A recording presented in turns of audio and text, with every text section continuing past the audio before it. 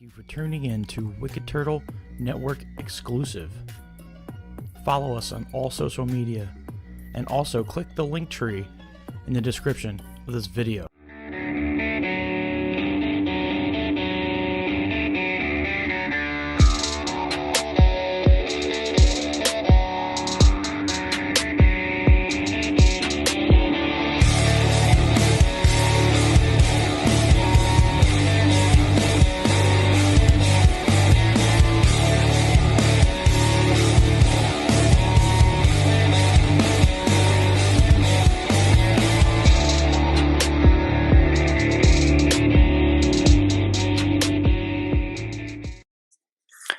What's up, Wicked Turtle Nation? Finally, the Duke is back on the Wicked Turtle Network. It's been a while. Some things have had happened between the last time and this time. Some of the friends and fans that follow me know that I had a situation physically with my hands and my feet and my mental. And I can let you guys know now that physically, I'm better than ever before. My vitamin levels are fine, and thanks to my good buddy Paul, my mental has never been better. My buddy Paul, he says, you should just come back and do some videos. And, we come back and we started making some awesome content with Wicked Turtle, and we started doing What's Up Peeps again, and we had fun doing that, and we're cranking the awesome content out. And then, hey, man, can you put some Monday Madnesses up? We pumped them out and they're doing dope. And we're just having a real awesome time creating content together. And yeah, so I just wanted to let you guys know, Wicked Turtle, that the Duke's Dive is 100% fully back on the Wicked Turtle Network YouTube channel. My audio will still be everywhere else that it was before, maybe a day or two after the upload of YouTube, but the Duke's Dive is 100% a Wicked Turtle YouTube Network show. The main show will forever be a YouTube production. The best way to enjoy the Duke's Dive on a weekly basis is through the YouTube channel. So here's where I go ahead and say subscribe so you get all those notifications, and click the bell so you know every time we upload. So you want to know when it's time to dive into it. With that being said, I want to familiarize you guys with the way I do things here. I've narrowed a lot of my wrestling down. I usually just cover WWE Raw, SmackDown, Dynamite, Rampage, and the pay-per-views, and some intermittent some pay-per-views, some indie pay-per-views here and there as well. Back when Sinclair fell out and the Tony Khan had bought Ring of Honor, um, I was covering Ring of Honor before they stopped doing weekly stuff, and I am proud now to say that they are back to weekly stuff. They are back with their weekly programming, and I will be back to covering them too. So they're in the weekly fold. I'm going to drop NXT. I don't cover them on a weekly basis. Hopefully, we can bring the coach in, and the coach and I will be covering some WWE pay-per-views and some NXT pay-per-views, stuff like that, the big stuff. I'll bring him in as the big guns and do some good work. Um, but uh, but I digress. Yeah, so you guys know I'm back. This is the way it's gonna go. So let's jump right into our week's worth of stuff here. First off, ladies and gentlemen, I do want to say rest in peace to Don West. Rest in peace to Jay Briscoe. Rest in peace to Lanny Poffo. Jared, I'm sorry about that. These are the people who have passed away, the notable people that, legendary in these business. Like Jay Briscoe, it's crazy to say that, put that name on that list. But, these are the individuals who've passed away since I've do that, and I want to give them their due diligence. And, I do want to say rest in peace to those guys. They've touched many lives in this professional wrestling business. I wanted to start off the dive by saying rest in peace to them fellas. Wouldn't be the same business without you guys. So let's jump into the week's worth of content. The way I do it is I mention the stuff I like on the weekly intake of wrestling I've had that week. If I didn't like it, if I really gotta cover it, if I really gotta say something, I'll say something, but other than that, it's just usually the matches I like, I write down, and I'll let you guys know about them too, so you can go down and watch them for yourselves. Well, first thing I wanna note is No Surrender. No Surrender happened on, February, I think it was about 27th, but the end of February there, and I'm gonna run down the matches I really enjoyed. Yeah, there you go, there's the background. No Surrender happened February 19th, so that happened a hell of a long time ago. But, the Duke, it's sometimes it's stale a little bit. But I wanted to give this pay-per-view its due diligence, ladies and gentlemen. Just real quick, I'm gonna run through here. So No Surrender, we opened up with the pre-show. Giselle Shaw defeated Deonna Purrazzo. You know I'm big a Deonna Purrazzo head, but hey, Giselle Shaw's coming up. She's definitely one of the upcoming um knockouts for Impact. You're gonna see a lot of her, especially after this match. Then on the pre-show, I have no clue why this was a pre-show match. It baffles me that why they didn't put this on the actual card. Is Jonathan Gresham defeated Speedball Mike Bailey? It was an incredible match. Every time you get Speedball Mike Bailey in that ring, friend of the show here when we brought Veda Scott to PPW, not to rub and grease elbows here or nothing, but hey, I have a friend of the show, meet Speedball Mike Bailey and Veda Scott, awesome people. And Speedball Mike, he had a rough week this week, as we'll get into when we catch up with actual Impact. But yeah, on the actual show, Frankie Kazarian defeated Khan. You know Khan from the Ascension, big tall guy, the real big tall guy. Doing excellent with the design on Impact. You gotta watch that stuff. Death Dolls defeated Hex. Steve Macklin defeated Brian Myers, Heath, and PCO. Mickey James defeated Masha Slamovich in a match that I think single-handedly brought Trish Stratus back out of retirement because Masha Slamovich bit. Oh yeah, Mickey James bit Masha Slamovich's tongue, and Trish Stratus seen that, and she said, "Hold my beer, my friend, and figure this out." Anyways, then for the main event, we had Josh Alexander defeating Rich Swann. Excellent match, 5-star quality match, excellent stuff. So we're going to jump into regular week stuff now. We're up to date. We have Raw from the 27th of just this end of the last month here. We had Jay Uso and Solo Sikoa defeating, excuse me, ladies and gentlemen, the Street Profits. Excellent match, excellent stuff. And like they said, the cracks in the bloodline are becoming canyons, or are they? Are they really? Um, we had Cody Rhodes defeating Chad Gable. Chad Gable, my man, has been on the chopping block, but what an excellent match for that. Right? You can put him on the chopping block, but he's showing you he's still got a lot of hop left in him. That was a really good episode of we had Becky Lynch and Lita defeating Damage to Control to become the tag team champions too, the women's tag team champions. All in all, very good episode of Raw. We move into Dynamite from the first. We have Powerhouse Hobbs defeating Action Andretti, AR Fox, Eddie Kingston, Commander, Konosuke Takeshita, and Ortiz and Sammy Guevara in a Face of the Revolution ladder match. I know there was some talk on the referees holding the ladder or whatever. I mean, but what ladder match do you see that they don't in some way? You know what I mean? Help it in some way. I don't know. Like it's wrestling. You know what I mean? It's have fun. Have fun. It was fun. Chris Jericho defeated Pretty Peter Avalon in a pretty fun but short match. It was cool to see Pretty Peter on the big stage like that. Now, like I was saying earlier, we're gonna move into the regular Impact stuff. We had Shane Haste, as you know, good Australian wrestler, used to go by the name of Shane Thorne. We had him defeating Speedball Mike Bailey. Like I said, my man was also on the chopping block with Chad Gable. Had a rough week this week. Um, we had Kenny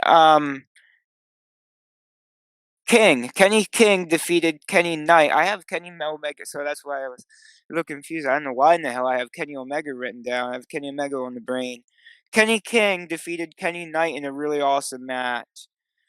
And Ace Austin and Chris Bay defeated the Motor City Machine Guns to become the Impact Tag Team Champions. And of course, I'm repping that Bullet Club for life. The only member of Smart Mark Alley to meet the leader of the Bullet Club, Cody freaking Rhodes.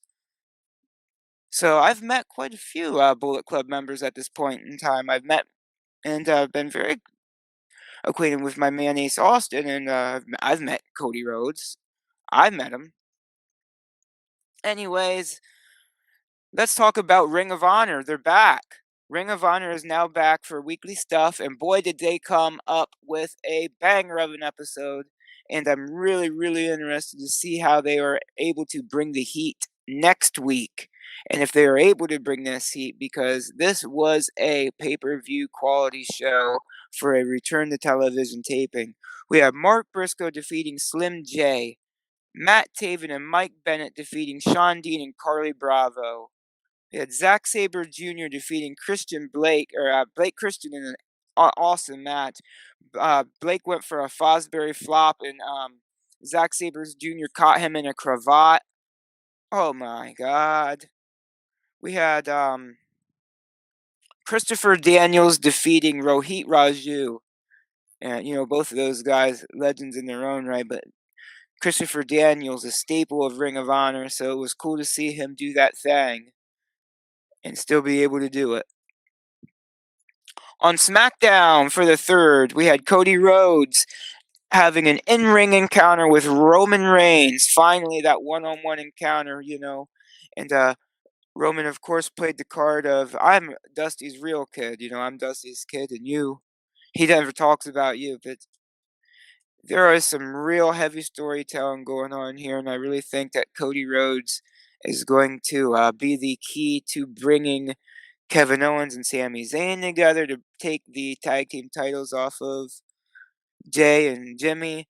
And that's going into a little bit this week, a little bit of a spoiler territory about the fact that Jay did turn his back fully percent on Sami Zayn. And as far as spoilers for this week goes, as of 9 o'clock, Johnny Gargano is back on NXT. We know that we were going to see Shawn Michaels and Grayson Waller have an in-ring encounter, but Shawn Michaels come out and he announced his deal was Johnny Gargano is back in NXT and he's going to beat you up. So you heard it here on the maybe you heard it here first on the Duke's Dive, but as of breaking right now, as of about an hour ago, Johnny Gargano is back in NXT, and that's pretty exciting if you are a Johnny Gargano or an NXT fan. But it's also kind of interesting to think about too. But yes, ladies and gentlemen, to end off SmackDown, my notes on SmackDown: Solo Sikoa defeated Sami Zayn. Then on Rampage, we opened it up with Wheeler Yuta and Claudio Castagnoli defeating John Silver and Alex Reynolds, Aussie Open, Top Flight, in a 4-way tag team match. That was some good stuff. Of course, of course, Rampage is not that long, so that's what I was vibing on that tag team match. So, with that being said, ladies and gentlemen, let's move into meat and potatoes of this episode. AEW Revolution. I did a predictions video. I have that loaded up here, and we'll go ahead and see what the Duke thought, what his predictions were. What's up, wrestling fans? I wanted to come on here and do a quick AEW Revolution predictions video to throw into the episode of The Dive. I thought it'd be pretty fun. Just a real short video here. I'm just going to run down what I know is on the card, and I'm going to give my predictions. Right or wrong, we'll find out after Sunday. So, just a quick rundown. We got Jungle Boy Jack Perry versus Christian Cage. We got Ricky Starks versus Chris Jericho. Hangman Adam Page versus Jon Moxley. The Acclaimed versus Jay Lethal, Jeff Jarrett, and Danhausen and Orange Cassidy. We got the Elite versus the House of Black. Jamie Hayter versus Saraya versus Ruby Soho.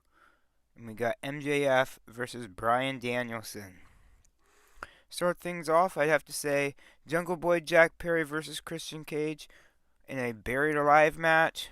I'm gonna have to go Christian Cage. I think he's gonna be the one of the only legends on the card here getting a W. Because next up, Ricky Starks versus Chris Jericho. I'm giving that to Ricky Starks. It's his time to shine. Hangman Adam Page versus Jon Moxley in a Texas death match. I'm going to have to give this one to Hangman Adam Page. John has already won 2. It's time for Hangman Adam Page to show his mettle. We got the Acclaim versus Jay Lethal, Jeff Jarrett, and then also Danhausen and Orange Cassidy. I'm going to have to say the Acclaim is going to pick up a golden W on this one. We got the Elite versus the House of Black. I'm going to say we got new trios champions, and the House of Black is going to kick some ruthless butt. We had Jamie Hayter versus Saraya versus Ruby Soho. My pick is Jamie Hayter. She's going to solidify her championship reign with this win. We got MJF versus Bryan Danielson. I know people are going to probably say you're crazy. You're going against your guy Bryan Danielson here. Are you nuts? Are you crazy? Are you alright? But I got to go with what I know to be on paper, given. MJF is going to retain. I don't think that Bryan Danielson is going to be whooped like a government mule in this 60 minutes. I think it's definitely going to be a back and forth, and Bryan Danielson will probably, for the majority of the match, have more falls than MJF, and then of course MJF will cheat his way to catch up, and then right at the very end, he will pick up another win and then last minutes and retain. So there it is, ladies and gentlemen. That's my AEW Revolution for 2023 prediction video. Let's see how I did. Let's see indeed. Let's do indeed see how we did. And if you're scoring that on a points base, I do believe I got about a 62% off my predictions. So, going off of that, I did pretty good prediction-wise. I know I did get a couple of them wrong, and I completely forgot that the Gun Club was even in that tag team match, as you can see by my reaction. I knew that for some reason that I messed that tag match up, and I didn't even have in there the Samoa Joe and Wardlow match, but I did count on Samoa Joe winning that one, so you could either scrub that one or you could call it a loss or whatever you want to say. I was wrong either way on that one, but let's open it up, ladies and gentlemen. AEW Revolution. We're gonna open up here on the pre-match. We had Mark Briscoe and the Lucha Brothers defeating Josh Woods, Ari Daivari, and Tony Nese, the Varsity Athletes.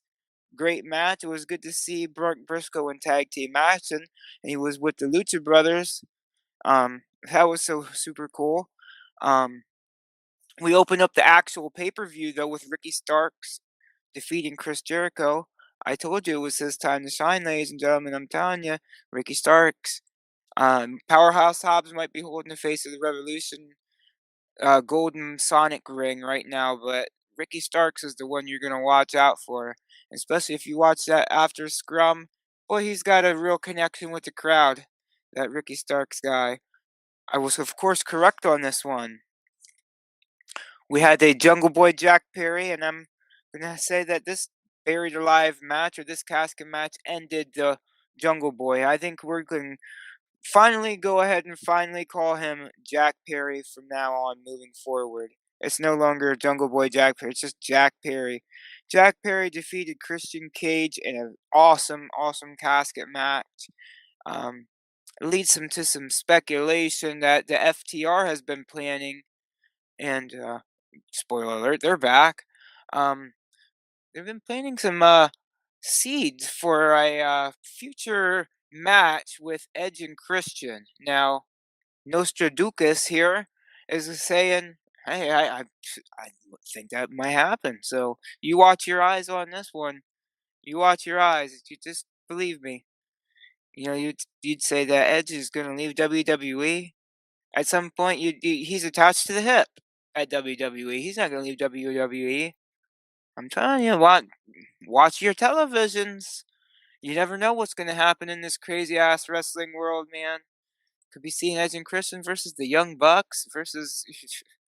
Oh my gosh. Oh my goodness gracious. The amount of matches they could have. FTR. Wow. So yeah, let's go on and move on. We have the House of Black defeating the Elite, which I said was going to happen. Oh, I was wrong on that one other. Yeah, Christian Cage. I was, of course, wrong. I said that Christian Cage was going to pick up the W. Wrong on that one, Duke. Yeah, but we have the House of Black defeating the Elite. Of course, I was right on this one. Um, Brody King splashed a seated Kenny Omega and about busted the chair out from underneath of him. It was pretty cool.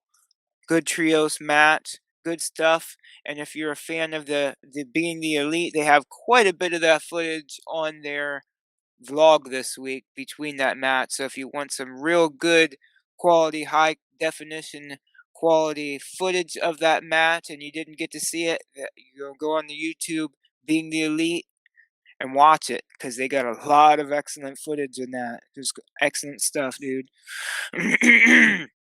Excuse me. Uh, we'll move on to the women's match. Jamie Hayter defeats Ruby Soho and Soraya in a triple threat match. And at the end of this match, we had Ruby Soho turning heel and joining the outsiders, the outside women. And the Duke had, said, I do believe this is the birth of the idea of a women's trios title. You heard that idea right here on the Duke's Dive first. I really do believe this is going to be the sparking that idea of a woman's trios title, because you're not going to add another, like a woman's TV title, or you're not going to add another woman's title because they already have the TNT title, the TBS title, excuse me, and then they have the women's title, but they got a hell of a lot of roster, you know. They got also the ROH women's title. So I think it would make sense to do a women's trios title, and then you have AEW, you got ROH, and then maybe it'll be a cross promotional thing to where it could be defended on AEW and Ring of Honor. Get these women in some trios matches. I know that AEW is big on the trios matches, just like Japan. The Americanized version of the trios match is very well done in under the hands of AEW, of course, before, you know, the king of trios was Chikara. And a lot of those guys are still around, ladies and gentlemen, of course. We like to big ups to them, like Razor Hawk and stuff like that. Oh, that was a really, really special a really special moment in time of professional wrestling. You had to have been there. Some awesome stuff with Chikara. Unfortunately, closed their doors just as we won't get into that. That's a whole nother documentary. I digest. We had Hangman Adam Page defeating John Moxley in a Texas death match. My thought is, you know, I do believe that if you're going to do a Texas death match, or you're going to include the word death match, you should at least have some kind of glass. But they did make do with what they had. Very limited amount of brutal weaponry they did have, but I think it would have sent it up to that extra level to see one of them dudes go through a pane of glass or take a bundle of tubes. You know, just like the episode of Chris Jericho versus Nick Gage, or when what was it, Moxley got put through the table, the glass in the table back in the day, whatever you want to call it, and then I think that really put that up there to that next level. But we did see Hangman Adam Page buckshot John Moxley and choke him out on the ring apron with a freaking chain. So I think that goes a long way in cementing Hangman Adam Page being a real badass. And he's got a real badass new song too, which of course I like the other one too, but this new one slaps, as the kids say. I'm gonna stop doing that. I don't think I should be using the kids' lingo.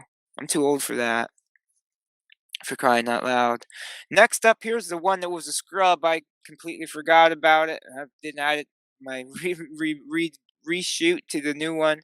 I got it wrong anyway. You could either scrub it or say I got it wrong. Whatever you want to say. Wardlow defeats Samoa Joe, and he is the new TNT champion. Wardlow reversed a freaking rear naked choke into a Death Valley Driver, a DVD. Super cool. Then he taps out Joe with a rear naked choke. This match was cool. A lot of ground based bash him up stuff here. We had the Gun Club defeating the Acclaimed Orange Cassidy and Danhausen, Jeff Jarrett and Jay Lethal. Of course, this is another one. Of course, I completely forgot that the Gun Club was tag team champion. So bad the brain there, and then completely. I don't even know, man, what went on right here. I told you that the Acclaim was going to walk out tag team champions, and they weren't even tag team champions to begin with. The Gun Club walked out tag team champions, but this was a great display of tag team wrestling. So, with that being said, after the match, FTR returned. Big pop. Love to see them back on TV. I do believe that a CM Punk return is very imminent after this, and especially after the scrum. There was quite a few references to him in the scrum. So I think it's just a matter of time. I think they're gonna have to wait. They're gonna wait till a big stage to reveal CM Punk. I'm telling you. Or maybe he's not even coming back. Who knows at this point? It's a crazy toss up, crazy situation. Ladies and gentlemen, the star of the show, we got MJF versus Bryan Danielson. And I got some pictures here of MJF's entrance because I just thought that was excellent. That was really cool. His entrance was awesome. He come out as the devil. You know, I'm never one to give this guy his flowers, MJF, but his entrance was awesome. He had a whole orchestra playing violin, playing his theme song. He'll come out with this mask. Look at this, guys. I'm not one to give this guy his flowers, but boy, was that entrance cool. Look at that mask. He is the demon. He is the demon of AEW. So, like I said, he starts it out. He starts tossing Bryan around into the turnbuckles. It's a real nasty situation. Hits a nice wing clipper on Daniel Bryan. But Daniel Bryan does come back here. He scores his first pinfall with 34 minutes and 28 seconds to remain. But after that, MJF shortly scores rapid 2 falls on Daniel Bryan. He freaking elbow drops him through a table, busts him open, and then he takes him and pile drives him through the rubble, busting Daniel Bryan open. And then MJF picks up a third fall with less than 20 minutes remaining. So he's got 3 falls to Daniel Bryan's 1. But Bryan Danielson picks up a second win and busts MJF open with a diving headbutt, and it was awesome to see. Daniel Bryan take MJF to the woodshed, bloody him up, beat him real bad, and look at that. Look at that face. A face only a mother could love. And if you've seen her posters in the crowd, I'm not quite sure if that could be said, even. Because I'm sure she's tired of his nonsense, too. But anyways, like I said, MJF picks up that third fall. Then Bryan picks up his second with that headbutt. Bryan hits a Busaiku knee on MJF, locks in the bell lock. He ties the game up. 3 falls to 3 falls. The clock runs out. The timer is done. 3 to 3. The clock runs out. we're to think that MJF is going to retain. That's not the case. The man in charge, Tony Khan, says we're not going to have this ending. He's not going to have that match end that way. We're in sudden overtime. So MJF, he gets knocked down by the Busaiku knee again, kicks out of it, kicks out of the second Busaiku knee. At this point in time, the clock had run out. He's on the ground getting oxygen. He's sucking wind.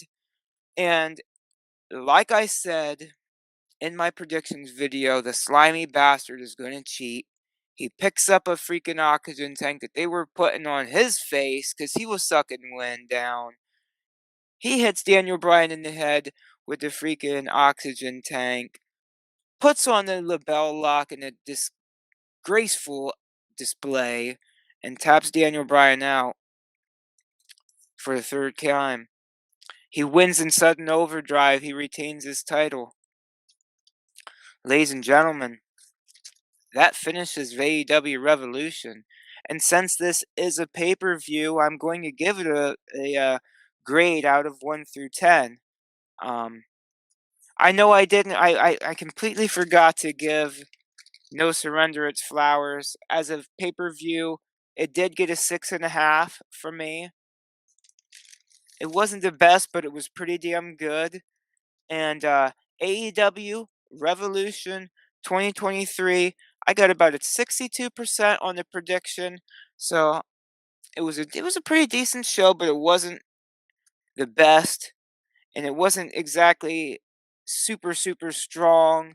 I would have to say AEW Revolution comes down to getting a 7. So it's not the worst review. It was about a passing grade. It's about a C.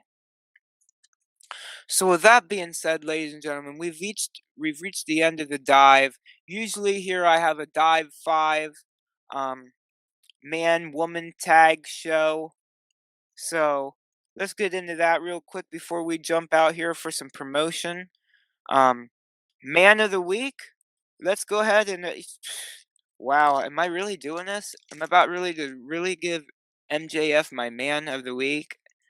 I'm gonna have to. MJF gets man of the week here. MJF. Woman of the week. I'm gonna have to give that to Mickie James because nobody's doing that like she's doing it at that age. And this last run, that last rodeo, man, she already jumped out of that situation. You know, we thought she'd lose and get retired, but she's not, and she's still the champ, and she's still going strong, and she's still kicking butt. So she is the woman of the week and tag team of the week. You know who I'm giving that to. Shout out to the Bullet Club, the ABC Connection, Ace Austin and Chris Bay get the tag team of the week. Match of the week. Wow, okay. I gotta give that to Daniel Bryan and MJF. What would I be thinking if I didn't give a 60-minute masterpiece classic the match of the week? And as far as show of the week, yeah, AEW Revolution picks up the show of the week there. So, with that being said, we had a pretty awesome, excellent week of wrestling, and I can tell you next week is going to be good too because I'm going to be picking up Pro Wrestling Revolver. That's my intermittent indie show that I cover. They're awesome. They um Phil Stamper's the man of the hour there, and they have a lot of Impact people, so it's like our normal regular indie guys we see on IWTV plus the Impact guys, so it's like a match made in heaven there. So I always like to cover them guys, and we'll have the of course the second week of Ring of Honor tapings, and I'm sure there's something else too, but I'm forgetting. But don't forget that WrestleMania is coming up. I'd like to have Paul on here. We'll give you some predictions, and we'll maybe come on here and talk about what we liked and what we didn't like about WrestleMania. Of course, a big, excellent event.